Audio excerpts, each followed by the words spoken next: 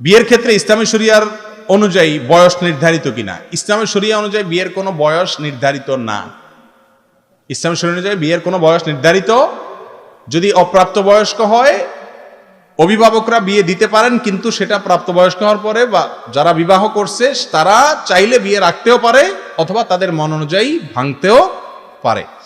নফসের বিরুদ্ধে জেহাদি কি কোরআনে বর্ণিত জেহাদ ফি সাবিলিল্লাহ? জি না। কোরআনে সাধারণত যে জেহাদের কথা বলা হয়েছে, হাদিসে যে জেহাদের কথা বলা হয়েছে, সাধারণ অর্থে জেহাদ বললে সেটার দ্বারা নফসের জেহাদ বোঝানো হয় না, ওইটার দ্বারা বোঝানো হয় হলো জান মাল বাজি রেখে আল্লাহর দুশমনদের বিরুদ্ধে লড়াই করাকে, এটা সেই জেহাদ বোঝানো হয়। তবে হ্যাঁ, অনেক সময় জেহাদ বলতে নফসের জেহাদকেও বোঝানো হয়। ছেলেদের জন্য রং ব্যবহার করা হারাম, সেক্ষেত্রে বিভিন্ন ফেয়ারনেস ক্রিম ব্যবহার করা যাবে কিনা? আপনি ফতোয়া তো নিজেই দিয়ে দিলেন রং ব্যবহার করা হারাম। কে বলছে আপনাকে রং ব্যবহার করা হারাম? এই যে হুজুর দাঁড়াইতে মেহেদি লাগাইছেন, হারাম কাজ করছেন?